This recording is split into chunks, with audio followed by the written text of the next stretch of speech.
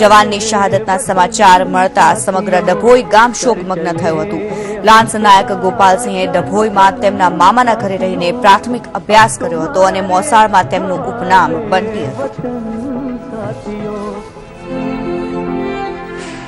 ભારતનો લાલ અમદાવાદનો શહીદ ગોપાલસિંહ ભદૌરિયાની અંતિમ યાત્રા ટૂંક સમયમાં જ નીકળવાની છે, ત્યારે તેમની અંતિમ યાત્રામાં શહીદ થવા માટે અમદાવાદ શહેરના મેયર ગૌતમભાઈ શાહ અહીંયા ઉપસ્થિત છે। આપણે તેમની સાથે વાત કરશું। ગૌતમભાઈ, અમદાવાદનો જે યુવાન છે તે શહીદ થયો છે, આતંકીઓ સાથે મુઠભેડમાં તે શહીદ થયો છે, આ મામલે શું કહેશો?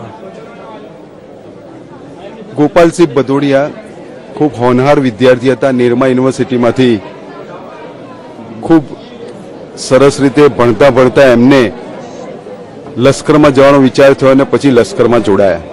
ખાસ કરીને તાજ ઉપર જે હુમલો થયો હતો ત્યારે પણ એમની જવાબદારી ત્યાં હતી અને ત્યારે પણ એ ઓપરેશનમાં તેઓએ એ વખતે પણ દેશ માટે કામ કર્યું હતું અને ગઈકાલે પણ આતંકવાદીઓની સાથેની મુઠભેડમાં ખાસ કરીને આતંકવાદીઓને પરાસ્ત કરવા માટે પોતાની જાનની પણ પરવા કર્યા વગર દેશ માટે તેમને શહીદી વળી છે।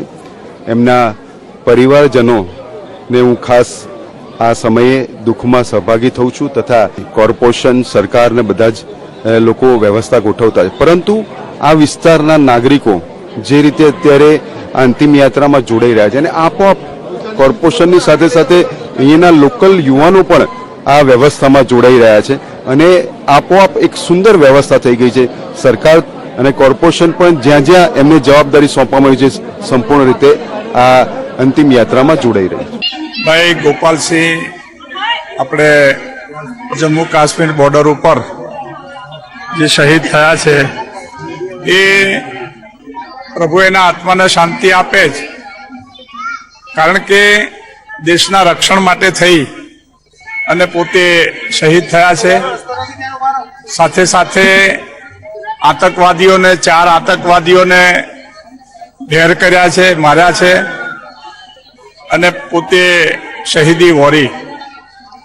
એમના માતા પિતા ને પણ નમન કરીએ છીએ કે પોતે એમના દીકરાને જે દેશનું રક્ષણ કરવા માટે થઈ અને એમને છુટ્ટી આપેલી છે।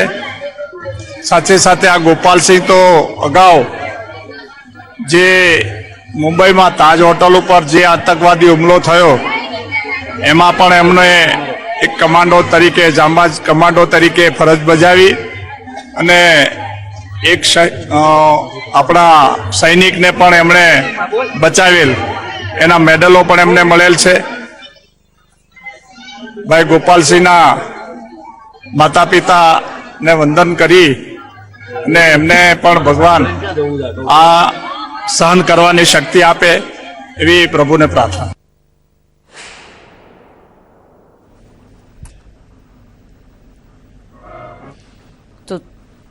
તો શહીદ જવાન ગોપાલસિંહની ખાસિયતની વાત કરીએ તો ગોપાલસિંહે પોતાના જીવનમાં હંમેશા જાંબાજીનો પરિચય આપ્યો છે। આ પહેલા તેમણે મુંબઈમાં તાજ હોટલ પર થયેલા હુમલામાં પણ આતંકીઓનો બહાદુરીપૂર્વક સામનો કર્યો હતો।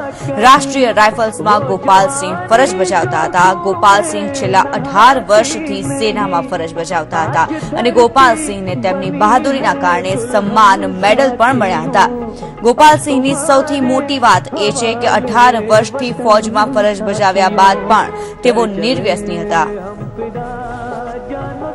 જમ્મુ કાશ્મીરના કુલગામમાં એક ઘરમાં છુપાયેલા આતંકવાદીઓ સાથે લડતા લડતા ગોપાલસિંહ ભદૌરિયા શહીદ થયા હતા। અમદાવાદના ભદૌરિયાએ મુંબઈની તાજ હોટલ પર થયેલા આતંકવાદી હુમલામાં પણ આતંકીઓને ઠાર માર્યા હતા। ગુજરાત સરકારે શહીદ જવાન ગોપાલસિંહના પરિવારને 4 લાખની સહાય આપવાની જાહેરાત કરી હતી।